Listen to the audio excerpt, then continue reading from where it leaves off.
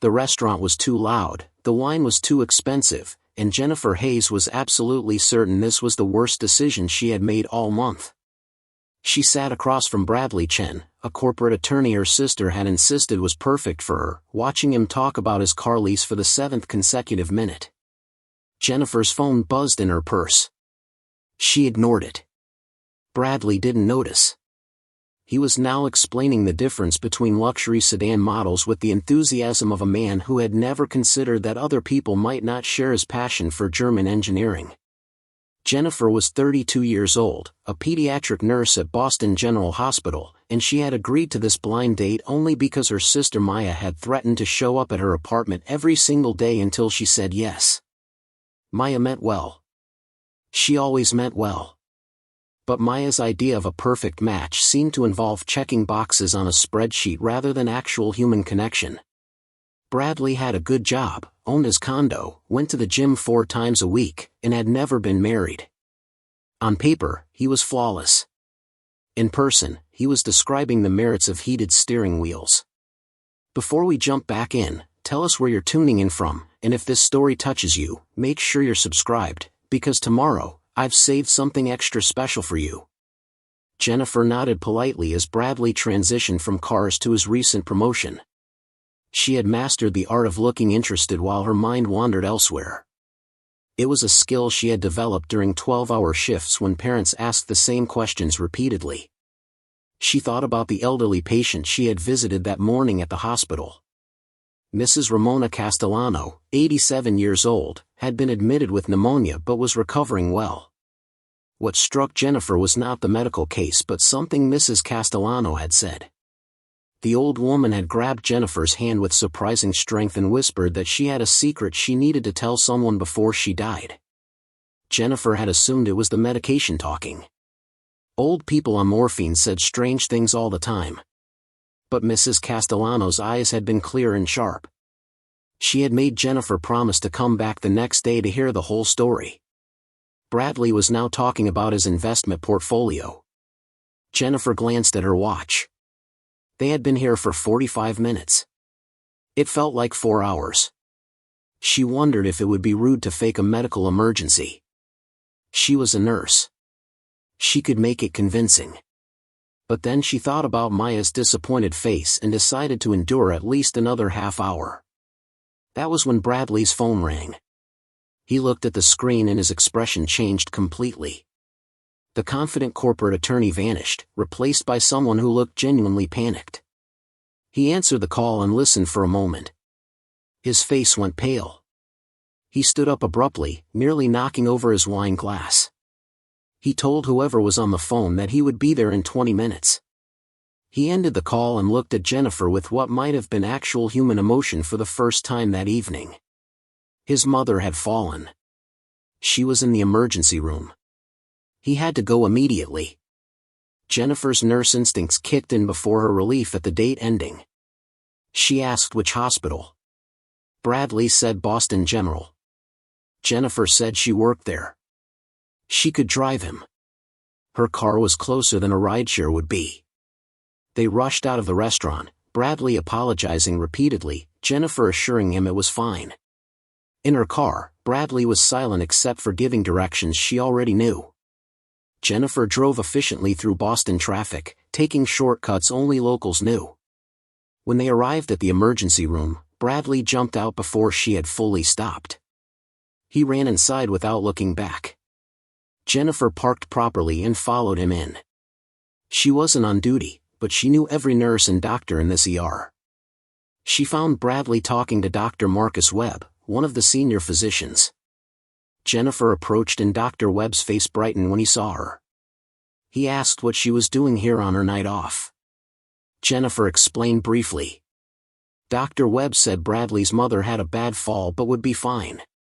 Possible concussion, definitely bruised ribs, but nothing life-threatening. She was stable and resting. Bradley's relief was visible.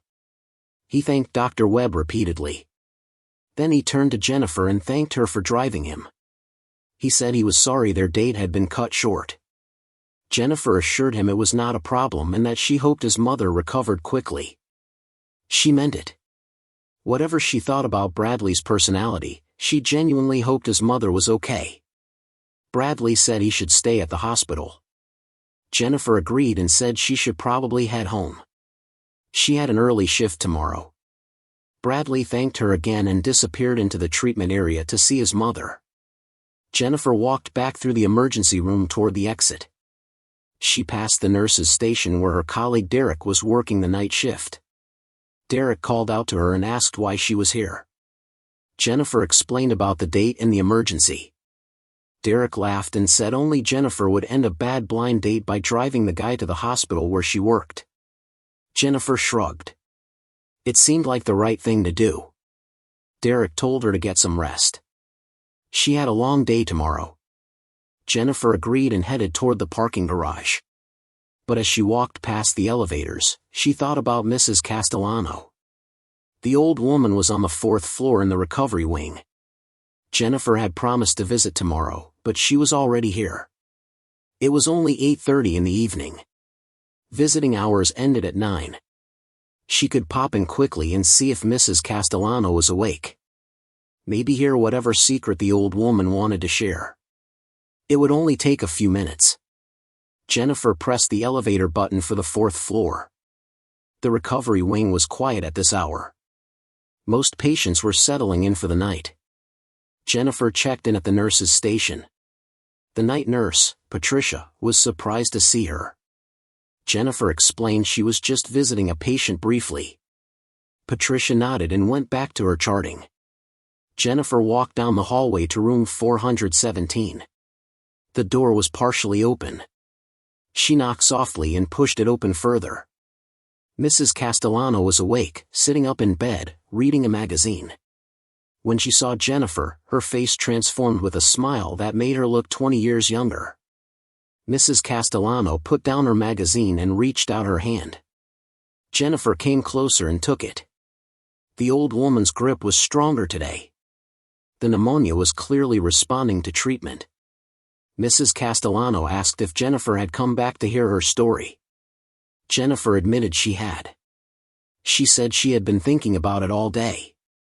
Mrs. Castellano's eyes sparkled. She said she knew Jennifer would come. She could tell. Jennifer was the kind of person who kept promises. She patted the chair beside her bed and told Jennifer to sit down. This would take a while. Jennifer sat and settled in. Mrs. Castellano adjusted her pillows and took a deep breath. Then she began to speak. She said that 53 years ago, in 1972, she did something that changed her entire life. She helped someone disappear. Not in a criminal way, she clarified quickly. In a necessary way. A survival way. Jennifer leaned forward, immediately intrigued. Mrs. Castellano continued. She said that back in 1972, she was 34 years old and working as a secretary at a law firm in downtown Boston. It was a good job. She was unmarried, which was unusual for that time. Most women her age were married with children. But Ramona had never wanted that life. She wanted independence and her own money. She wanted to make her own choices. One evening in October 1972, Ramona was working late at the law firm. Everyone else had gone home. She was finishing up some typing when she heard a noise from the back stairwell. It was a sound like someone crying. Ramona went to investigate. In the stairwell, she found a young woman huddled on the stairs. The woman was maybe 25 years old, with a black eye and a split lip. Her clothes were torn. She was holding a baby, maybe 6 months old. The baby was crying. The woman was trying to comfort the child while clearly terrified herself. Ramona asked if she needed help. The woman flinched away at first. Then she looked at Ramona with desperate eyes and asked if there was a phone she could use. Ramona brought the woman into the office and gave her the phone. But the woman just held it and stared at it. She said she didn't know who to call. Her husband had beaten her. He had threatened to kill her if she left. She had no family in Boston. No friends. No money. She had taken the baby and run, but she had nowhere to go. She had been wandering the streets all evening and saw the light in the law office window. She hoped someone inside could help. Ramona had never encountered anything like this before. She had read about domestic violence in magazines but never witnessed it directly. Looking at this young woman's battered face and the innocent baby, Ramona knew she had to do something. She told the woman to stay right there. She would figure this out. Ramona called the only person she could think of who might know what to do. Her friend, Father Michael O'Brien, a Catholic priest at St. Anthony's Church. Father Michael answered on the third ring. Ramona explained the situation. Father Michael was silent for a long moment. Then he said something Ramona never expected. He said to bring the woman to the church immediately. He said there were people who could help. People who specialized in this kind of situation. He said it was important that Ramona tell no one else about this. Not the police, not anyone. Ramona agreed. She hung up and told the young woman they were going to a church where people could help her. Preparing and narrating this story took us a lot of time, so if you are enjoying it, subscribe to our channel, it means a lot to us. Now back to the story. The woman started crying again, but this time with relief. Ramona locked up the law office, helped the woman and baby into her car, and drove to St. Anthony's. Father Michael met them at the side door. He brought them inside quickly, looking around to make sure no one saw. He led them down to the church basement. In a small room in the basement, there were already 3 other people waiting. An older woman named Margaret, a middle-aged man named Paul, and a younger woman named Teresa. Father Michael introduced them but gave no last names. Margaret took charge immediately. She examined the young woman's injuries, gave her ice for her face, and clean clothes. She took care of the baby with practiced hands. Margaret asked the young woman her name. The woman said her name was Linda. Margaret said that as of tonight, Linda would need a new name. A new identity. A new life. Was Linda ready for that? Linda nodded without hesitation. Mrs. Castellano paused in her story and looked at Jennifer. She said that night changed her life because she learned something she never knew existed. There was an underground network in Boston that helped women and children escape from violent situations. It had been operating since the 1950s, run by ordinary people who wanted to help. The network was completely secret. It had to be. If abusers knew about it, they could infiltrate it or shut it down.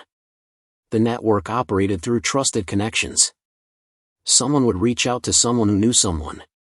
Information was shared carefully. Identities were protected. The people involved used first names only or code names. They met in different locations. They kept no written records. Everything was memorized or destroyed immediately after use. Margaret explained all this to Ramona that night in the church basement. She said Ramona had accidentally discovered the network by helping Linda. Now Ramona had a choice. She could forget everything she had seen and go back to her normal life. Or she could become part of the network. If she chose to join, she would be asked to help in various ways. Maybe providing safe transportation. Maybe offering her apartment as a temporary hiding place. Maybe contributing money for documents or travel. Whatever she was able and willing to do. But once she joined, she could never tell anyone about the network. Not friends, not family, not future husbands if she married. The secret had to be absolute. Ramona told Jennifer she did not hesitate. She said yes immediately. From that night forward, Ramona became part of the network. Over the next 20 years, she helped dozens of women and children escape. She drove people to safe houses in the middle of the night. She let people stay in her apartment for days or weeks. She contributed money she could not really afford. She lied to police when they came asking questions about missing persons. She broke laws. She took risks. And she never regretted any of it. Not once. Every person she helped was a life saved. Every child who grew up safe was worth the danger and the secrecy. Jennifer listened to all this with her mouth slightly open. She could not believe what she was hearing. An underground network in Boston helping abuse victims for decades, and it was completely secret? How had she never heard about this? Mrs. Castellano smiled at Jennifer's expression. She said most people never heard about it. That was the point. The network operated in shadows. It only continued because people kept the secret. But Mrs. Castellano said she was 87 years old now. She had pneumonia. She might not live much longer. She wanted someone to know the truth. She wanted someone to understand what ordinary people had done to help others. She wanted the story preserved. Jennifer asked if the network still existed. Mrs. Castellano said no. It disbanded in 1995. By then, there were more official resources for abuse victims. Shelters, hotlines, legal protections. The network was not needed the same way anymore. The key members who ran it were getting old. It was time to stop. They held one final meeting where everyone who had been involved came together. It was the only time they all met in one place. There were over 200 people in that room. Lawyers, doctors, teachers, priests, secretaries, truck drivers, all kinds of ordinary people who had helped. They shared stories. They cried. They celebrated what they had accomplished together. Then they promised to keep the secret for the rest of their lives. They dispersed and never met as a group again. Mrs. Castellano said that at that final meeting, someone had an idea. They wanted to create a record of everyone who had been part of the network. Something that would last. Something that could be discovered someday when it was safe. They decided to use a piano. Margaret, who had led the network for so many years, had a beautiful grand piano in her home. She suggested they carve everyone's name inside the piano. Hidden where casual observers would not look. But visible to anyone who opened it properly. Everyone agreed. Over several weeks, they carved their names inside Margaret's piano. 237 names in total. Each name represented someone who had risked everything to help others. Jennifer felt chills run down her arms. She asked what happened to the piano. Mrs. Castellano said Margaret died in 2003. Her children inherited her estate. They sold most of her belongings, including the piano. Mrs. Castellano did not know where it ended up. She had tried to track it down over the years but never succeeded. It was one of her great regrets. She wanted to see those names one more time before she died. She wanted to touch that piano again and remember all the good they had done. But she had accepted she probably never would. That was why she wanted to tell Jennifer the story. So at least one person would know the piano existed. So if it was ever found, someone would understand what those names meant. Jennifer sat in silence for a long moment, processing everything. Then she asked Mrs. Castellano a question. She asked if there was any way to identify the piano. Any distinguishing marks or features? Mrs. Castellano thought carefully. She said it was a Steinway grand piano, probably from the 1940s. Black finish.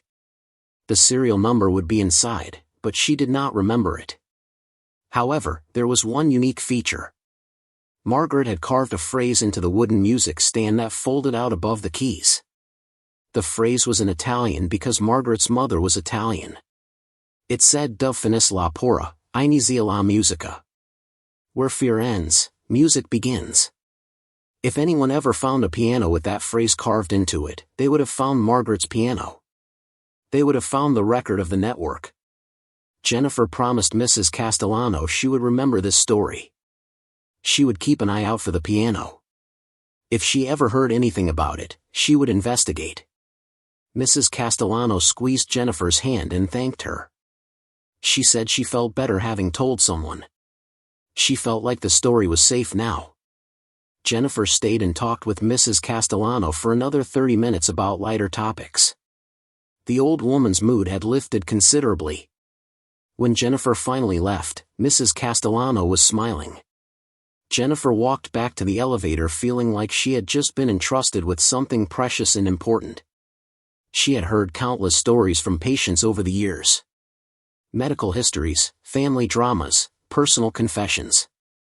But this was different. This was a piece of hidden history. This was heroism that no one knew about. Jennifer drove home through the dark Boston streets thinking about the piano. 237 names carved inside. 237 people who had done something extraordinary. Where was that piano now? Was it sitting in someone's living room, the names hidden and unknown? Was it in a music school being played by students who had no idea what it represented? Or had it been destroyed? Thrown away or damaged beyond repair? Jennifer hoped it still existed somewhere. She hoped someday it would be found and the story would be told. As she parked in front of her apartment building, Jennifer's phone buzzed. It was a text from Maya. Her sister wanted to know how the date went. Jennifer smiled and typed back that it had been interesting but probably not leading to a second date. Maya responded with a disappointed emoji and said she would find someone better. Jennifer did not respond.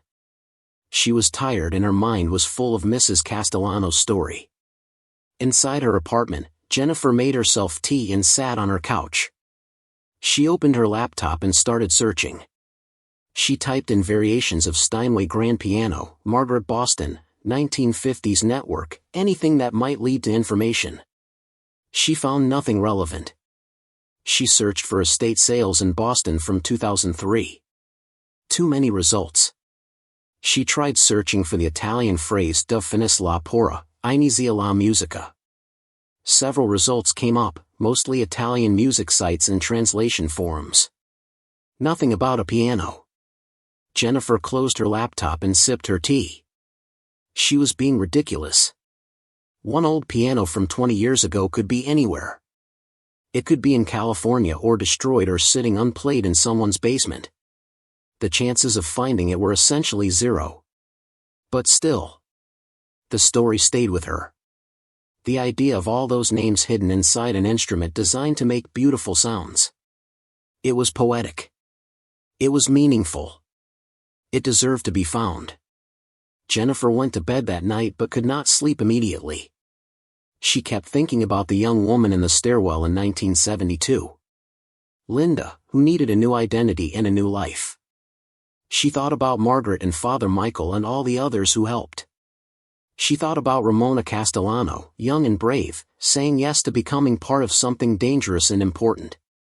Jennifer wondered if she would have had that courage. If someone had come to her desperate for help, would she have risked everything? She wanted to believe she would. She was a nurse. She helped people every day. But helping within the system was different from working outside it. Breaking laws, lying to police, risking arrest.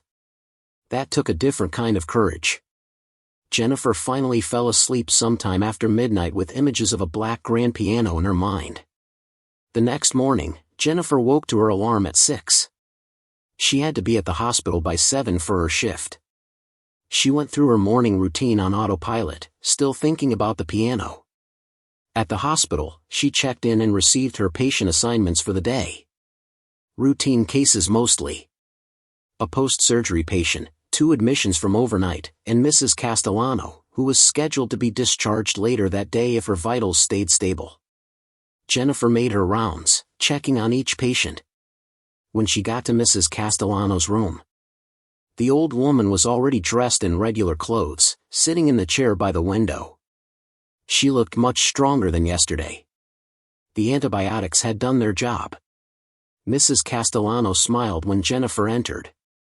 She asked if Jennifer had thought any more about the piano. Jennifer admitted she had thought about little else. She had even done some internet searching but found nothing. Mrs. Castellano nodded. She had not expected anything different. The piano was probably long gone. Jennifer helped Mrs. Castellano with her discharge paperwork. The old woman was being picked up by her daughter at noon. Jennifer made sure all the medications were explained and all the follow-up appointments scheduled.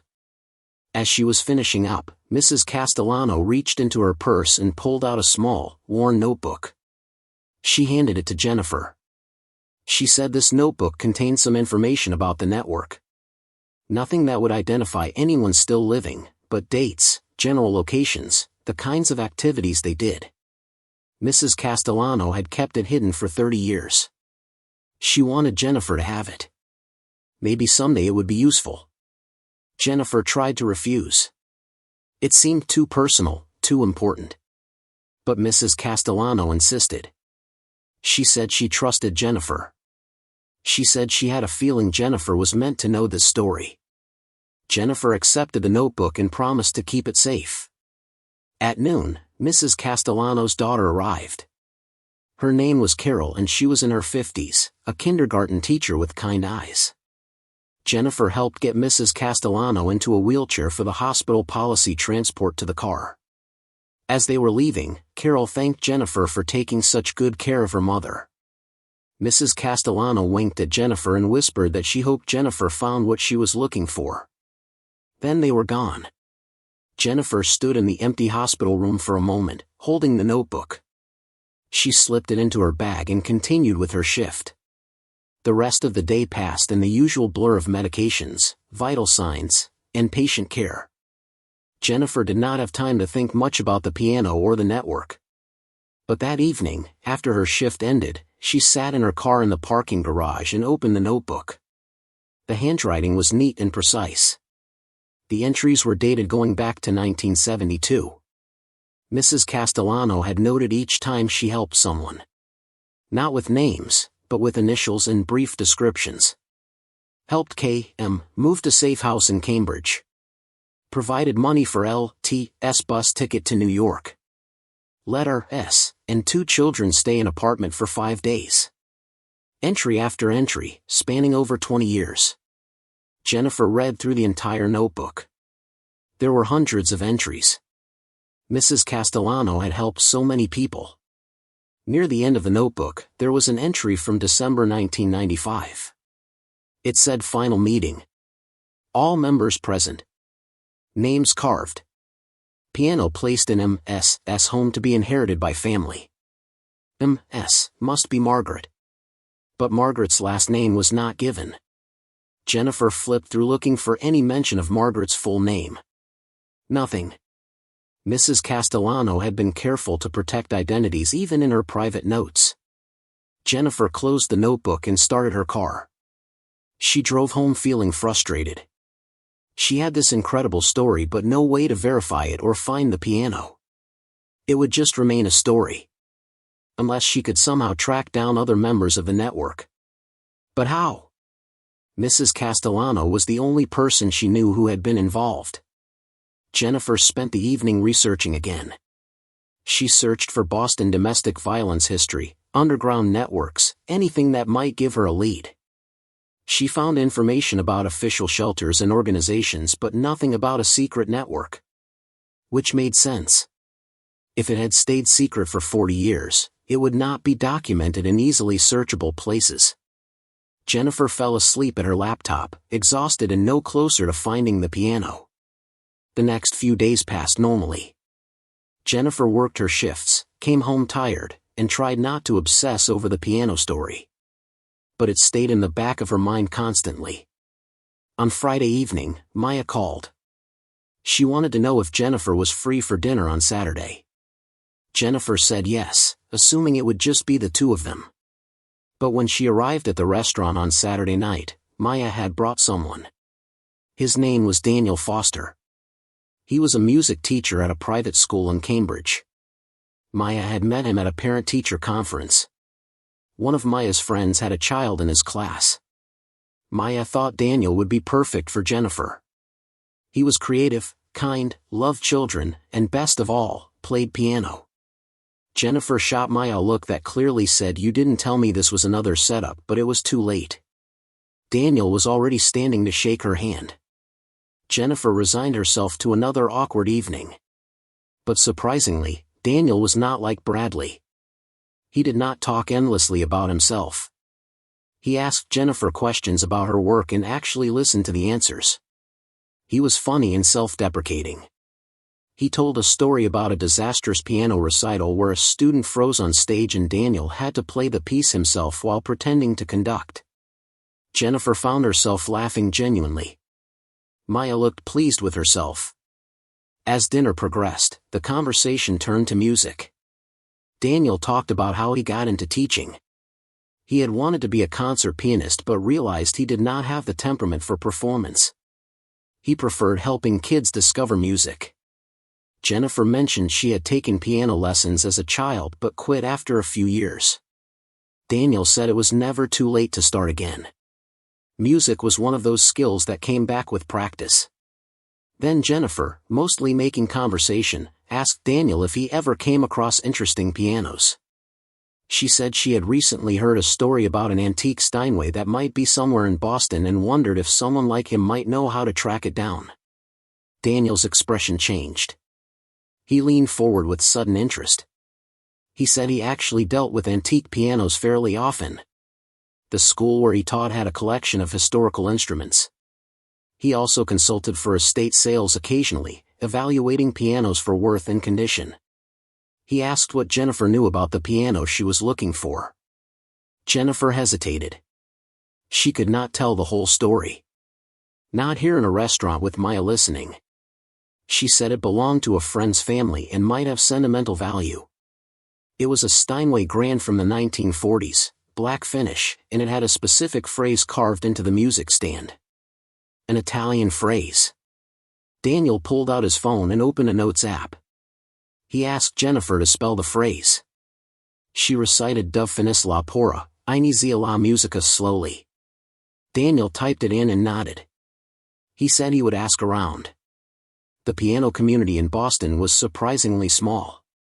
If a Steinway with that specific carving existed in the area, someone would know about it. He could not promise anything, but he would check with his contacts. Jennifer thanked him, trying not to sound too eager. Maya looked confused about this whole conversation but did not ask questions. The dinner ended pleasantly. Daniel said he would call Jennifer if he found any information about the piano. Jennifer gave him her number. Maya gave Jennifer a knowing look as they left the restaurant. In the parking lot, Maya asked if Jennifer liked Daniel. Jennifer admitted he was nice. Much better than Bradley. Maya said she knew Jennifer would like him. She had a good feeling about this one. Jennifer drove home thinking that maybe Maya's matchmaking was not completely terrible.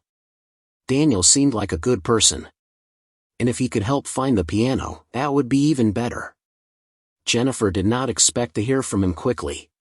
Finding one specific piano in a major city seemed like an impossible task. But 2 days later, on Monday afternoon, Daniel called. Jennifer was at work, on her lunch break. She stepped into an empty conference room to take the call. Daniel said he had news. He had sent inquiries to several piano dealers, restorers, and collectors in Boston. Most had not heard of anything matching the description. But one restorer, an older man named Vincent Torelli, said something interesting. Vincent remembered working on a Steinway grand piano about 15 years ago. It had been brought in by an estate sale company. The piano was in decent condition but needed work. Vincent had restored it and sold it to a buyer. He did not remember the buyer's name, but he remembered the piano specifically because of an Italian phrase carved into the music stand. Jennifer's heart started racing. She asked Daniel if Vincent remembered the exact phrase. Daniel said Vincent was not certain but he thought it was something about music and fear. It matched closely enough. Jennifer asked if Vincent knew where the piano went after he sold it. Daniel said Vincent did not remember the buyer's name but he kept records of all his work. He said he would look through his files and see if he could find the information. It might take a few days. His records from 15 years ago were not digitized. Jennifer thanked Daniel profusely. Daniel said he was happy to help. He found the whole thing intriguing. He asked if Jennifer wanted to have coffee sometime and tell him the full story. Jennifer agreed immediately. They arranged to meet Wednesday evening at a cafe near the hospital. Jennifer hung up and stood in the conference room trying to calm herself down. The piano existed. It had been restored 15 years ago. Someone in Boston might have it right now. This was real. The story was real. Jennifer went back to her shift but could barely concentrate. She kept thinking about what Mrs. Castellano would say if she knew. The old woman would be thrilled. Jennifer decided she would visit Mrs. Castellano soon and give her an update. On Wednesday evening, Jennifer met Daniel at the cafe. She had brought Mrs. Castellano's notebook with her. Before she showed it to him, she made him promise that what she was about to tell him was completely confidential. Daniel agreed, looking curious. Jennifer then told him the entire story. The underground network, the 237 names, the final meeting, everything. Daniel listened without interrupting. When Jennifer finished, he was silent for a long moment. Then he said that was the most incredible thing he had ever heard. He said if they found that piano, it would be a piece of living history. It would be proof of ordinary people doing extraordinary things. Daniel said Vincent had called him earlier that day. Vincent found his records from 2010. The piano had been sold to a woman named Catherine Rossi. Vincent had an address from 15 years ago but no phone number. Daniel had already tried looking up Catherine Rossi in Boston. There were several people with that name. He was not sure which one was the right person. Jennifer said they should try all of them. Daniel agreed. They spent the next hour at the cafe making a list of Catherine Rossi listings in the Boston area. There were 9 possible matches. They decided to split the list and start calling. Jennifer would call 5, Daniel would call 4. They would say they were looking for a specific antique piano and see if anyone responded. If they found the right Catherine Rossi, they would go from there. Over the next 2 days, Jennifer and Daniel made their calls. Most numbers went to voicemail. Some people answered but said they were not the right Catherine Rossi. One woman hung up immediately, suspicious of the call. By Friday morning, Jennifer had gone through her entire list with no success. Daniel had 3 more calls to make. That afternoon, Daniel called Jennifer at work. His voice was excited. He said he found her. The last Catherine Rossi on his list was the right person. She confirmed she bought a Steinway grand piano from a restorer named Vincent in 2010. She still had it. She kept it in her home in Brookline. Daniel had explained he was a piano teacher and was researching antique instruments. Catherine had been friendly and open. She said she was happy to show them the piano if they wanted to see it. Daniel had arranged for them to visit on Saturday afternoon. Jennifer could barely wait. Saturday felt like it was a year away instead of 1 day. She went through Friday evening and Saturday morning in a distracted haze. She kept thinking about the piano and the names carved inside. At 1 o'clock on Saturday, Daniel picked Jennifer up. They drove to Brookline, to a nice residential neighborhood with old trees and well-maintained houses. Catherine Rossi's home was a classic New England colonial, painted white with black shutters. Daniel parked on the street and they walked up to the front door. Catherine answered their knock immediately. She was a woman in her 60s with silver hair and a warm smile. She invited them in and led them to her living room. And there it was. The Steinway grand piano. Black and gleaming, positioned near a large window. Jennifer felt tears spring to her eyes unexpectedly. This was it. This was Margaret's piano. This was the record of the network. Catherine noticed Jennifer's emotional reaction and looked concerned. She asked if everything was okay. Daniel glanced at Jennifer. Jennifer took a breath and decided to be honest. She asked Catherine if they could see inside the piano. Catherine looked confused but said of course. She had nothing to hide. Daniel opened the lid that covered the keys. Then he carefully lifted the main lid, the large top piece that covered the strings and soundboard. Catherine helped him prop it open. They all looked inside. And there they were. Carved into the wood in neat, careful letters. Names. Dozens and dozens of names. Some with dates. Some with initials. Catherine gasped. She said she had owned this piano for 15 years and never looked inside like this. She had no idea these names were here. She asked what they meant. Jennifer explained. Everything. She told Catherine about Mrs. Castellano and the underground network. She told her about the 237 people who helped abuse victims escape. She told her about the final meeting in 1995 where they carved their names inside this piano as a permanent record. Catherine listened with her hand over her mouth. When Jennifer finished, Catherine was crying. She said she could not believe this piano had been in her living room all these years carrying such an important story. She said she felt honored to have been its guardian without even knowing it. Jennifer asked if she could take photographs of the names. Catherine said absolutely. She said she wanted to help however she could. Jennifer spent the next hour photographing every name inside the piano. She took wide shots and close-ups. She made sure every name was clearly captured. Daniel helped by holding additional lights. Catherine brought them tea and watched the whole process with visible emotion. When Jennifer finished documenting all the names, Catherine asked what would happen next. Jennifer said she wanted to research the names and try to learn their stories. With Catherine's permission, she wanted to eventually share this story publicly. It deserved to be known. Catherine agreed enthusiastically. She said the piano should be seen by more people. She suggested donating it to a museum or historical society where it could be properly displayed and protected. Jennifer loved that idea. Daniel said he could help arrange that through his connections in the music education world. The three of them talked for another hour about logistics and possibilities. By the time Jennifer and Daniel left, they had a plan. Catherine would keep the piano safe while Jennifer researched the names. When they were ready, they would arrange for the piano to be moved to a permanent public location where its story could be told. In the car driving back, Jennifer felt overwhelmed with emotion. They had found it. Against all odds, they had found Margaret's piano.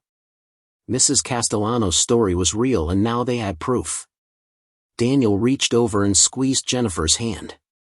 He said he was glad he could help with this. He said it was the most meaningful thing he had been part of in years. Jennifer realized she was holding hands with Daniel and it felt natural. She looked at him and smiled. She said their blind date dinner with Maya had turned into something neither of them expected. Daniel laughed and said his disaster date with Bradley had led to this moment. Fate worked in mysterious ways. Jennifer agreed. If Bradley's mother had not fallen, Jennifer never would have been at the hospital that evening. She never would have visited Mrs. Castellano. She never would have heard about the piano. Every piece had fallen into place exactly as it needed to. That evening, Jennifer drove to Mrs. Castellano's house. The old woman lived with her daughter Carol now that she had been discharged from the hospital. Carol answered the door with a surprised smile. She said her mother would be delighted to see Jennifer. Mrs. Castellano was in the living room watching television. When Jennifer walked in, the old woman's face lit up. She turned off the television immediately and patted the seat next to her on the couch. Jennifer sat down and pulled out her phone. She showed Mrs. Castellano the photographs of the piano and the carved names. Mrs. Castellano stared at the images with tears streaming down her face. She touched the phone screen gently, tracing the names with her finger.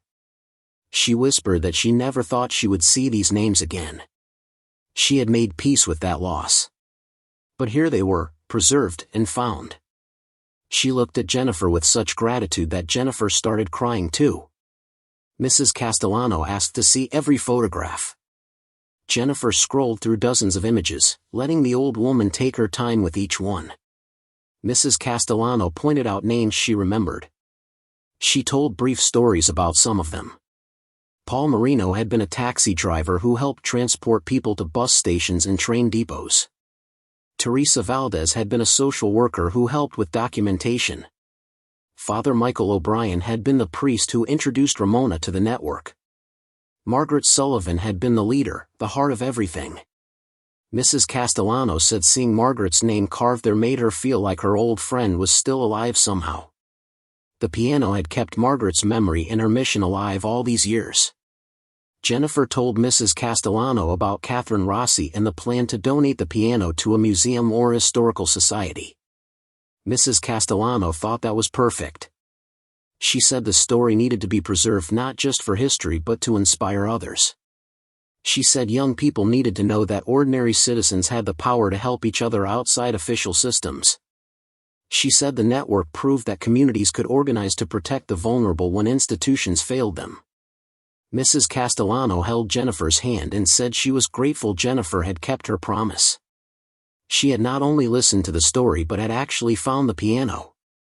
That meant more than Mrs. Castellano could express.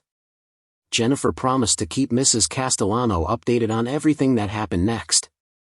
The old woman said she would love to see the piano one more time in person before she died. Jennifer promised to arrange that. Over the following weeks, Jennifer threw herself into researching the names carved in the piano. She had photographed 237 names total. Many had only first names and last initials. Some had full names. Some had dates. A few had symbols next to them like the ones Mrs. Castellano had mentioned in her notebook. Jennifer created a spreadsheet to organize everything. She started with the names that were complete.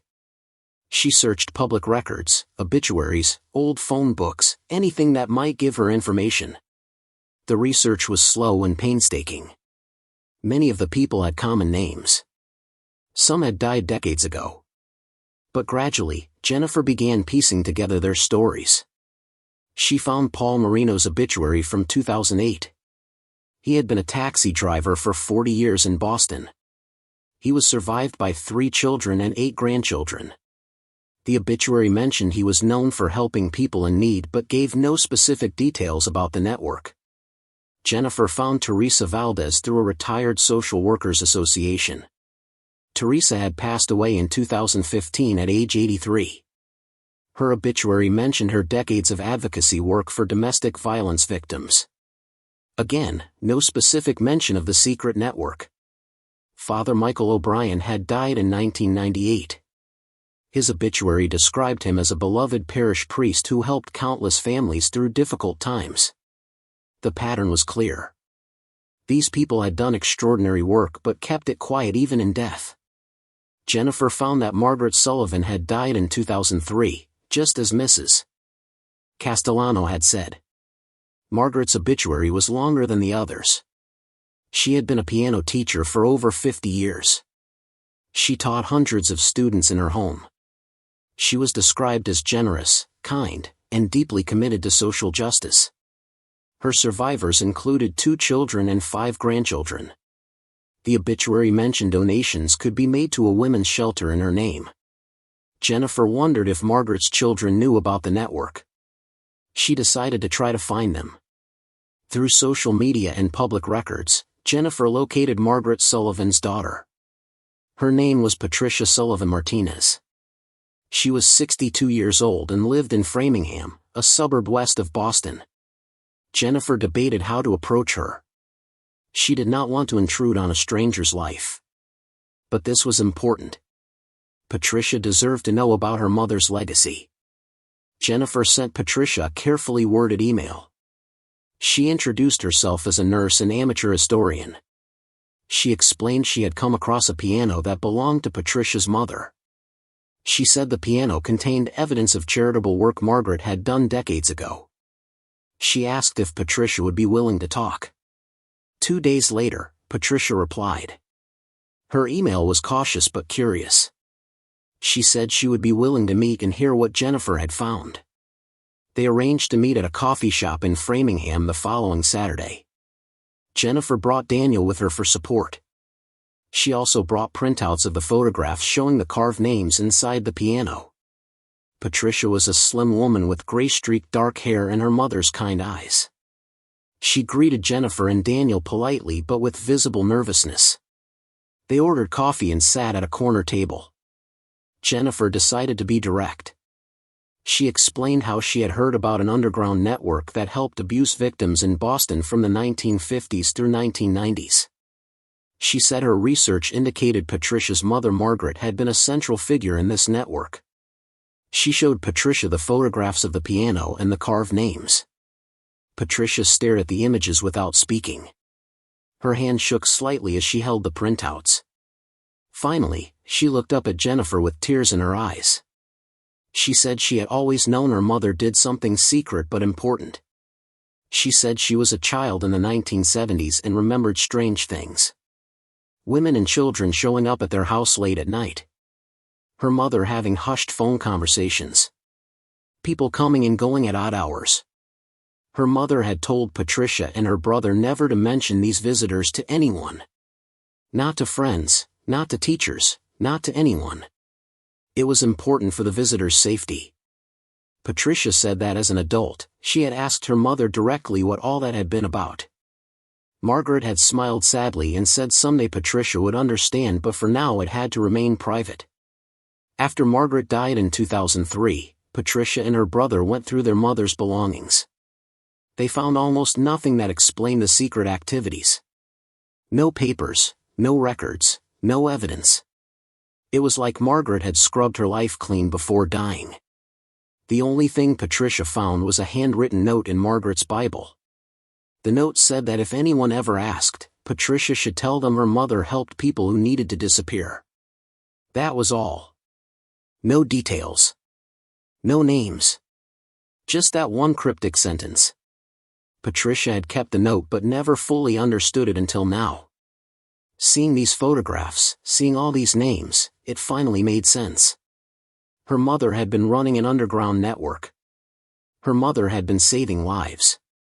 Jennifer confirmed everything Patricia suspected. She explained what she had learned from Mrs. Castellano and from her research. She told Patricia about the final meeting in 1995 where everyone carved their names into the piano as a permanent record. Patricia was overwhelmed. She said she wished her mother had told her the full story before dying. She wished she could thank her mother for being so brave. Jennifer said Margaret probably kept quiet to protect everyone involved. Even after the network disbanded, some of the people who had been helped might still have been in danger. Some of the abusers might still have been looking for them. The silence was necessary. Patricia understood, but it still hurt not to have known. Jennifer told Patricia about the plan to donate the piano to a museum. Patricia thought that was wonderful. She said her mother would have loved knowing the piano and the story would be preserved. Patricia asked if she could see the piano in person. Jennifer arranged for all of them to visit Catherine Rossi's house the following week. The meeting at Catherine's house was emotional. Patricia saw her mother's piano for the first time in over 20 years.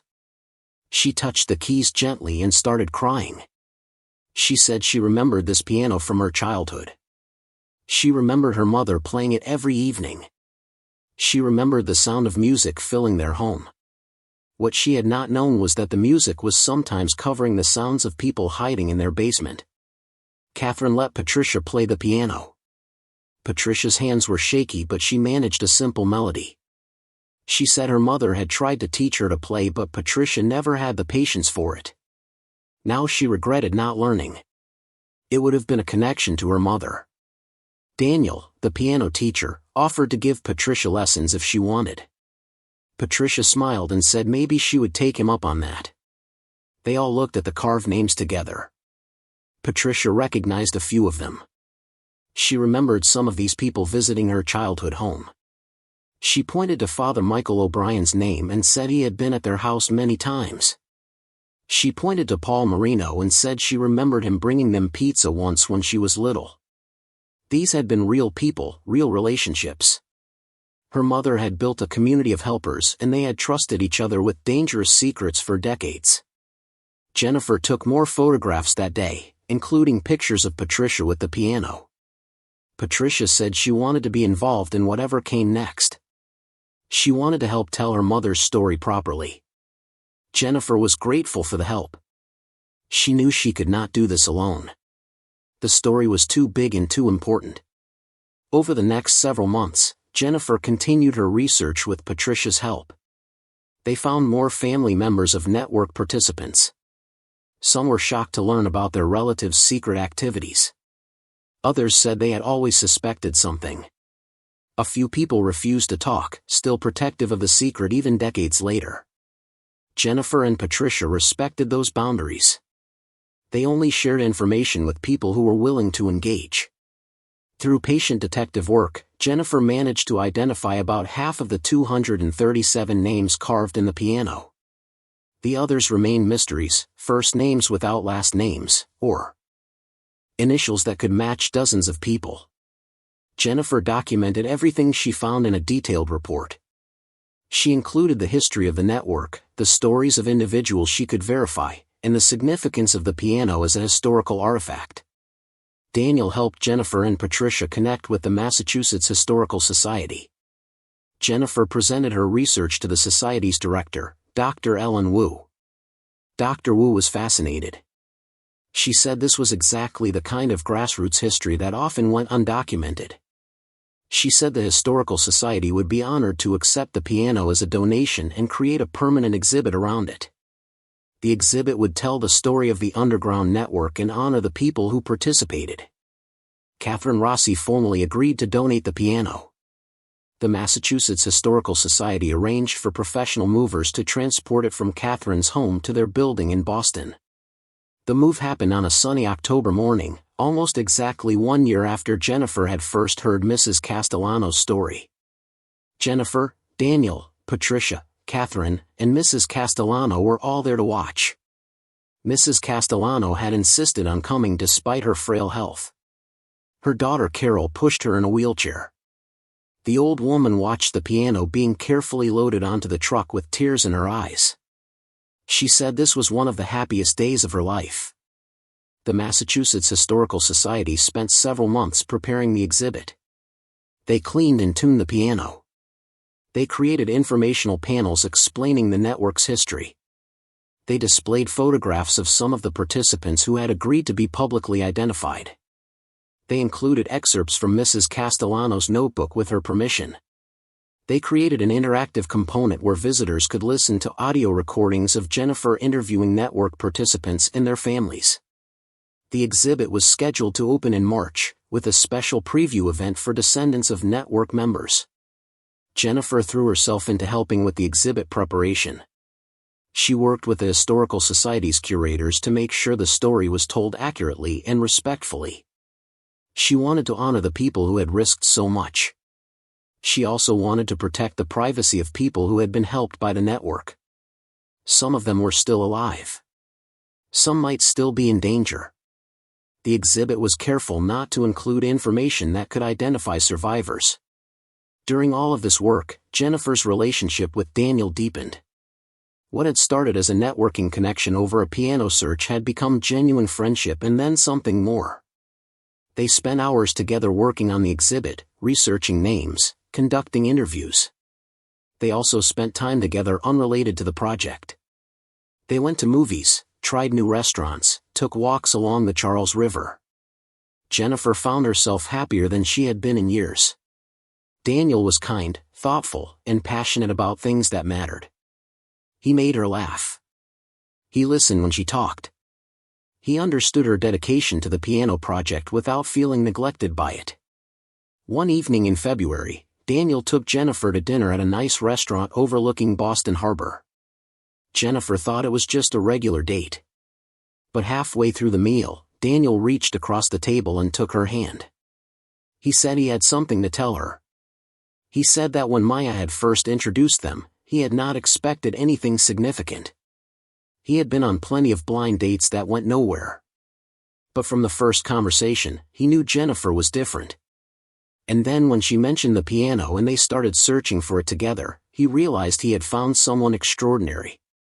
Someone who cared about stories and people and doing the right thing. Daniel said the past year had been the best year of his life. Working on the piano project with Jennifer, getting to know her, falling in love with her. Jennifer's breath caught. Daniel had never said he loved her before. They had been carefully dancing around the word for months. Daniel continued. He said he knew it was fast. They had only known each other for a year. But sometimes you just knew. Sometimes you met someone and understood immediately that this was the person you wanted to spend your life with. He pulled a small box from his pocket and opened it. Inside was a simple, elegant ring. He asked Jennifer to marry him. Jennifer stared at the ring, then at Daniel, then back at the ring. Her mind was racing. A year ago she had been on a terrible blind date with Bradley Chen. She had been lonely and frustrated. She had stumbled into Mrs. Castellano's hospital room and heard an impossible story about a secret piano. She had found that piano against all odds. She had met Daniel in the process. And now he was proposing. It felt like fate. It felt like everything had happened exactly as it was supposed to happen. Jennifer said yes. Daniel slipped the ring onto her finger and came around the table to kiss her. The other restaurant patrons noticed and started clapping. Jennifer laughed through her tears. She could not believe this was her life. Daniel said he wanted to get married soon. He did not want a long engagement. Jennifer agreed. They decided on a June wedding, just 4 months away. Small and intimate, just family and close friends. When Jennifer told her sister Maya the news, Maya screamed with excitement. She said she knew Daniel was perfect for Jennifer. She took full credit for the match even though the blind date with Bradley had technically been the one that started everything. Jennifer did not correct her. Let Maya have her victory. Mrs. Castellano was thrilled when Jennifer visited to tell her about the engagement. The old woman said she was so happy to see Jennifer find love. She said Jennifer deserved all the happiness in the world. Mrs. Castellano joked that she better hold on until June so she could attend the wedding. Jennifer made her promise to do exactly that. The piano exhibit opened to the public in early March. The preview event for descendants of network members was held the evening before the public opening. Over 60 people attended. Some were elderly, former participants themselves. Most were adult children or grandchildren of people who had been part of the network. The room was full of emotion. People saw their relatives' names carved in the piano and wept. They hugged strangers who had been part of the same secret mission. They shared stories and memories. Patricia Sullivan Martinez gave a short speech about her mother Margaret. She talked about growing up not understanding what her mother did but knowing it was important. She talked about how proud she was now to know the full story. She thanked Jennifer for uncovering the truth and making sure it was preserved. Mrs. Castellano was there in her wheelchair, surrounded by people she had worked with decades ago. She held court like a queen, laughing and crying and hugging old friends. She told Jennifer that this was the perfect ending to her story. Everything she had hoped for had come true. The public opening the next day brought hundreds of visitors. The exhibit received significant media attention. Local news stations covered it. National news outlets picked up the story. Newspapers and magazines wrote articles about the secret underground network and the piano that documented it. Jennifer was interviewed dozens of times. She told Mrs. Castellano's story and Margaret Sullivan's story. She explained how ordinary people had created an extraordinary system to save lives. She emphasized that this kind of grassroots organizing was still possible and still necessary. The exhibit became one of the most popular in the Historical Society's recent history. People came from all over New England to see the piano and learn the story. The Historical Society set up a website where people could submit their own stories if they had been involved in similar networks or knew of them. Tips and stories poured in from around the country. It turned out Boston's network was not unique. Similar secret networks had operated in other cities: Chicago, Philadelphia, San Francisco, Seattle. Ordinary people helping abuse victims escape, keeping secrets for decades, never seeking recognition. Jennifer realized the piano was just the beginning. This was a much larger story about American history and grassroots activism. She started thinking about writing a book. Daniel encouraged her. Patricia offered to help with research. Catherine Rossi offered financial support for the project. Mrs. Castellano said she would contribute everything she remembered. Jennifer reached out to a literary agent who had contacted her after seeing the news coverage. The agent was enthusiastic. She said publishers would definitely be interested in this story. Within 2 months, Jennifer had a book deal. She would write a comprehensive history of the Boston network and include information about similar networks around the country. The book would be part historical documentation and part social commentary about the power of community organizing. Jennifer was both excited and terrified. She was a nurse, not a writer. But she knew this story needed to be told and she was the person to tell it. She negotiated with the hospital to reduce her hours so she could focus on writing. Her supervisor was supportive, impressed by what Jennifer had accomplished. Jennifer spent her mornings writing and her afternoons working at the hospital. Evenings were for wedding planning with Daniel. It was an exhausting schedule, but Jennifer had never felt more fulfilled. Everything in her life had purpose and meaning. In late April, Jennifer received devastating news. Mrs. Castellano had been readmitted to the hospital. The pneumonia had returned and this time her body was not strong enough to fight it. Jennifer rushed to the hospital after her shift. Mrs. Castellano was in intensive care, on oxygen, barely conscious. Carol was there, holding her mother's hand. She told Jennifer the doctors said it was just a matter of days now. Jennifer sat with Mrs. Castellano for hours. She held the old woman's frail hand and talked to her even though she was not sure Mrs. Castellano could hear. She told her about the book deal. She told her about the wedding plans. She told her that the piano exhibit had been seen by thousands of people. She told her that Margaret's story and Ramona's story would never be forgotten. Mrs. Castellano died 2 days later. She was 87 years old. Her funeral was well attended. Many people from the exhibit preview came. Patricia was there. Catherine was there. Dozens of others whose lives had been touched by the piano story. Jennifer gave one of the eulogies. She talked about how Mrs. Castellano had entrusted her with a secret and how that secret had changed Jennifer's life. She talked about courage and compassion and the importance of ordinary people doing extraordinary things. She said Mrs. Castellano had lived a life of service and had died knowing her story would continue. Carol thanked Jennifer after the service. She said her mother had been so happy in her final year knowing the piano had been found and the network story would be told. That happiness had given her peace. Jennifer was grateful Mrs. Castellano had lived long enough to see the exhibit and meet the people who honored her work. The wedding in June was beautiful and simple. Jennifer and Daniel were married in a small ceremony at a historic church in Cambridge. Patricia played piano during the ceremony, having taken lessons from Daniel as promised. She played a piece Margaret had taught her as a child. It was a lovely full-circle moment. Maya cried through the entire ceremony. She told everyone who would listen that she was responsible for Jennifer and Daniel meeting, which was technically true in a roundabout way.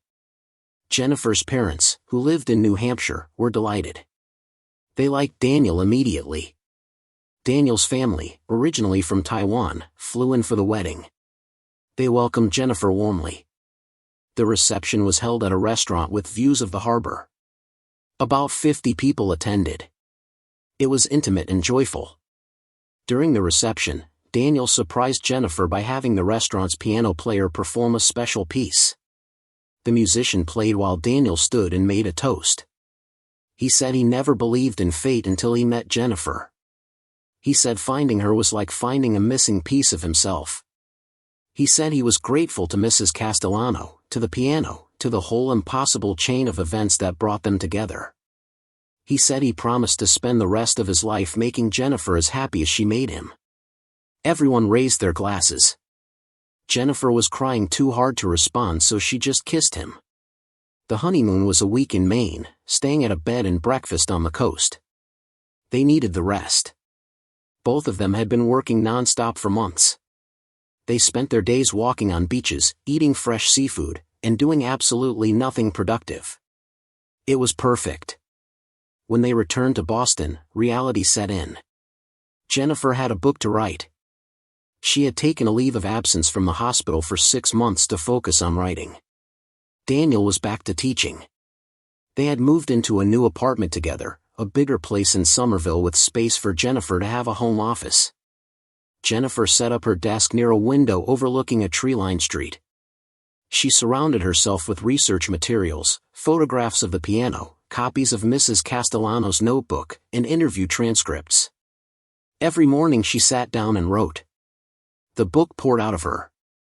She structured it chronologically, starting with Margaret Sullivan's sister's death in 1919 that inspired Margaret to help others. She documented the founding of the network in the early 1950s. She profiled key members like Mrs. Castellano, Father O'Brien, Paul Marino, and Teresa Valdez. She explained how the network operated, how they kept secrets, how they helped people disappear and start new lives. Jennifer included statistics about domestic violence in the decades when the network operated. She contextualized the network within the broader social movements of the time. She drew connections to the Underground Railroad that helped enslaved people escape to freedom in the 19th century. She interviewed experts on domestic violence, historians, and social workers. She wanted the book to be both a gripping story and a serious work of history. The writing was hard work but deeply satisfying. Every day she felt like she was honoring the people whose names were carved in that piano. By December, Jennifer had completed a full draft. She sent it to her literary agent and her editor. Both loved it. They had minor suggestions for revisions but overall thought the book was powerful and important. Jennifer spent January doing revisions. By February, the book was in production. The publication date was set for September, 18 months after the exhibit had opened. The publisher planned a significant marketing campaign. They believed the book had bestseller potential. Jennifer tried not to think about that. She just wanted the story told well. In March, Jennifer returned to work at the hospital part-time. She had missed patient care. Writing was fulfilling, but she was a nurse at heart. She needed the direct human connection that came from helping people heal. Her colleagues welcomed her back warmly. They were impressed by everything she had accomplished. Some of them had visited the piano exhibit. They told Jennifer how moving they found it. Jennifer settled back into her routine of shifts in patient care. But now she also had book promotion to think about. The publisher was arranging interviews, book signings, speaking engagements. Jennifer was nervous about the attention. She was a private person by nature. But she knew this was part of telling the story. If she wanted people to know about the network, she had to be willing to talk about it publicly. Daniel coached her on public speaking. He was used to performing from his years of piano recitals and teaching. He gave Jennifer tips on staying calm and focused. He practiced interview questions with her. He reminded her that she knew this story better than anyone. She just had to share what she knew. The book was published in September to strong reviews. Critics praised Jennifer's thorough research and compelling narrative. They called it an important contribution to understanding grassroots activism in women's history. The book sold well from the first week. It appeared on regional bestseller lists. Book clubs across the country chose it. Jennifer did a book tour, visiting cities up and down the East Coast. At each event, people lined up to have their books signed and to share their own stories. Many people told Jennifer about relatives who had helped abuse victims. Some people tearfully admitted they themselves had been helped by secret networks. Every event reinforced for Jennifer how important this story was. The piano exhibit at the Massachusetts Historical Society saw renewed interest after the book came out. They extended its run indefinitely. Patricia Sullivan Martinez became a regular volunteer at the exhibit, sharing stories about her mother with visitors. Catherine Rossi gave occasional talks about discovering the piano's significance. The exhibit became a living memorial to everyone who had participated in the network.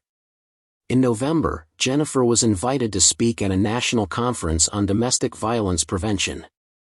She shared the story of the Boston network and emphasized how community organizing could supplement official resources. Her talk was very well received. After the conference, several nonprofit organizations reached out to Jennifer. They wanted to use the network story in their training materials. They wanted to show their clients and volunteers that communities had the power to protect vulnerable people. Jennifer agreed to help however she could. She felt like she was continuing the work Margaret and Mrs. Castellano had started. She was not helping people escape directly, but she was spreading the message that such help was possible and necessary. By the end of the year, Jennifer's book had sold over 50,000 copies.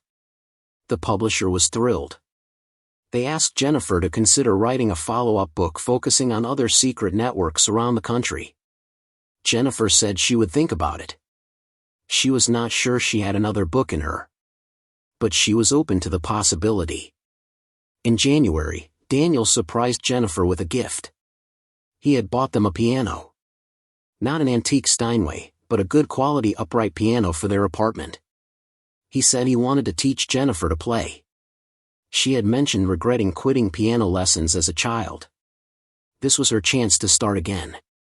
Jennifer was touched by the gesture. She started taking lessons from Daniel twice a week. She was a terrible student at first, frustrated by her slow progress. But Daniel was patient. He reminded her that learning an instrument as an adult was challenging but rewarding. Gradually, Jennifer improved. She could play simple pieces. She found the practice meditative. Sitting at the piano, focusing on the music, shut out all other thoughts. It became her way to decompress after difficult days at the hospital. Daniel would sometimes sit next to her on the bench and play duets with her. Those moments felt sacred. Just the two of them making music together in their small apartment. In March, Jennifer received an email that surprised her. It was from someone named Sarah Morrison. Sarah said she had read Jennifer's book and seen the piano exhibit. She said her mother had disappeared in 1979 when Sarah was a baby. Sarah had spent her whole life wondering what happened to her mother. After reading Jennifer's book, Sarah suspected her mother might have been helped by the Boston network or one like it. She wanted to know if Jennifer could help her find information. Jennifer's heart ached reading this email. This was the other side of the story. The children who grew up not knowing what happened to their mothers. The families torn apart by violence and the necessary escapes from it. Jennifer wrote back carefully. She explained that the network kept almost no records. The point was to make people disappear completely. If Sarah's mother had been helped by the network, there would likely be no trail to follow. But Jennifer offered to try. She asked Sarah for her mother's name and any details she remembered. Sarah responded with what little she knew. Her mother's name was Clara Morrison. She disappeared from Columbus, Ohio in November 1979 with baby Sarah. Clara's husband, Richard Morrison, had reported them missing. Sarah had been found 3 days later, left at a hospital in Pittsburgh with a note saying her mother could not care for her. Sarah had been placed in foster care and eventually adopted. She never saw her mother again. Sarah was now 46 years old, married, with children of her own. She had spent years searching for her mother with no success. She just wanted to know if her mother was alive. If she was safe. If she ever thought about the daughter she left behind. Jennifer read this email with tears streaming down her face. She knew this story. She knew exactly what had happened to Clara Morrison. But she could not tell Sarah. Not without Clara's permission.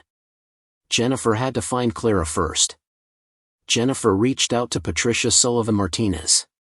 If anyone could help track down a woman the network had helped in 1979, it would be someone connected to Margaret.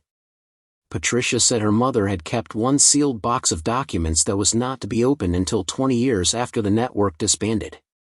That deadline had passed in 2015. Patricia had never opened the box. She had been afraid of what she might find. But for Sarah's sake, she was willing to look. Patricia retrieved the box from her attic and brought it to Jennifer's apartment. Together, they opened it. Inside were dozens of envelopes, each labeled with just initials and a year. They found one marked C.M. 1979. Inside the envelope was a single page. It contained a new name, Clara Voss, and a city, Portland, Maine. Nothing else.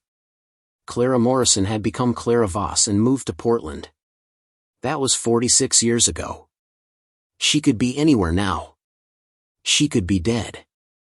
But it was a starting point. Jennifer and Patricia drove to Portland. They searched public records for Clara Voss. They found a woman by that name who had lived in Portland from 1980 to 1995. She had worked as a librarian. But the trail went cold after 1995. No death record. No forwarding address. Nothing. Jennifer and Patricia spent 2 days in Portland showing Clara's old DMV photo from 1980 to librarians, neighbors, anyone who might remember her. Finally, an elderly woman who had worked at the library said she remembered Clara.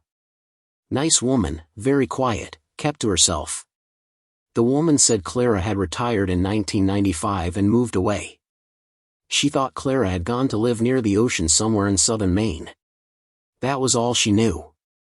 Jennifer and Patricia drove along the coast, stopping in small towns, asking at libraries and senior centers if anyone knew Clara Voss. It felt impossible. But in a tiny coastal town called Harpswell, a librarian said the name sounded familiar. She checked old library card records. Clara Voss had a card from 1996 to 2010. The address on file was a small cottage near the water. Jennifer and Patricia drove to the address. It was a charming little house with a garden and a view of the bay. Jennifer knocked on the door, not sure what to expect. An elderly woman answered. She was thin and frail, maybe in her late 60s, though she looked older. She had kind eyes. Jennifer asked if she was Clara Voss. The woman hesitated, then said yes. Jennifer introduced herself and Patricia. She said they were researching the history of an underground network that helped women escape dangerous situations. She said she believed Clara had been helped by that network in 1979. Clara's face went pale. She looked terrified. She started to close the door. Jennifer quickly said they were not there to cause trouble. They just wanted to help reunite Clara with someone. Clara stopped. She asked who. Jennifer said her daughter, Sarah. Clara's legs gave out. Patricia caught her and helped her to a chair inside. Clara was crying. She said she never thought she would hear Sarah's name again. She said she had left Sarah at a hospital because she was afraid Richard would kill both of them if he found them together. She thought Sarah would be safer without her. She had spent 46 years living with that guilt and grief. Jennifer gently told Clara that Sarah was alive, healthy, and wanted to know her mother. Clara could not believe it. She said Sarah must hate her for abandoning her. Jennifer said no, Sarah just wanted answers. She wanted to know her mother was safe. She wanted to meet her if Clara was willing. Clara asked how Jennifer had found her. Jennifer explained about the piano, the network, Margaret's sealed documents. Clara was amazed. She said Margaret Sullivan had saved her life. Margaret had given her a new identity, money, and a place to stay until she could establish herself in Portland. Clara had wanted to thank Margaret, but the network rules said they could never contact each other. Clara had spent 46 years grateful to people she could never thank. Jennifer said Clara could thank them now by meeting Sarah. By giving her daughter the closure she needed. Clara agreed immediately. She said she had dreamed of this for decades but never thought it would happen. Jennifer arranged everything. Sarah flew from Ohio to Maine. They all met at Clara's cottage on a sunny April afternoon. Jennifer and Patricia waited outside to give them privacy. Through the window, they watched Sarah and Clara see each other for the first time in 46 years. The two women stood frozen for a moment, then rushed into each other's arms. They held each other and cried. Jennifer and Patricia cried too, watching from outside. After an hour, Sarah came outside and hugged Jennifer. She said thank you over and over. She said Jennifer had given her the greatest gift imaginable. She had her mother back. Clara came outside too and embraced Jennifer. She said Jennifer had done more than she could ever repay. She said Margaret would be so proud. They all sat on Clara's porch overlooking the bay and talked for hours. Clara told her story. Sarah told hers. They filled in 46 years of missing pieces. It was healing for both of them. Jennifer drove home that evening feeling like everything had come full circle. She had started with Mrs. Castellano's deathbed story about a secret piano. She had found that piano. She had documented the network. She had written a book. And now she had helped reunite a mother and daughter who had been separated by violence and survival. This was what the piano represented. This was why the network existed. To save lives, to give people second chances, to create hope where there was only fear. When Jennifer got home, Daniel was waiting. She told him everything. He held her while she cried happy tears. He said he was so proud of her. He said she had turned a random hospital visit into something that changed lives. Jennifer said she was just the messenger. Mrs. Castellano, Margaret, all the network members, they were the real heroes. She had just told their story. That summer, Jennifer learned she was pregnant. She and Daniel were overjoyed. They had been trying for a few months but had not expected it to happen so quickly. Jennifer immediately started thinking about names. If it was a girl, she wanted to name her Margaret Ramona, after the two women who had inspired everything. Daniel loved the idea. They decided to wait until the 20-week ultrasound to find out the gender, but Jennifer had a feeling it was a girl. In October, the ultrasound confirmed it. A healthy baby girl. They announced the pregnancy to family and friends. Maya was ecstatic about becoming an aunt. Jennifer's parents were thrilled about their first grandchild. Patricia Sullivan Martinez cried when Jennifer told her they were naming the baby Margaret. She said her mother would have been so honored. The pregnancy progressed normally. Jennifer cut back her hours at the hospital as she got further along. She spent more time at home, preparing the nursery, reading parenting books, and playing piano. Margaret Ramona Hayes was born in March, healthy and perfect. Jennifer held her daughter and thought about all the women the network had saved, all the children who grew up safe because ordinary people chose courage over silence. The piano exhibit remained at the Historical Society, teaching new generations about compassion and community action. Clara and Sarah visited Boston together, seeing the piano that had documented the network that saved them.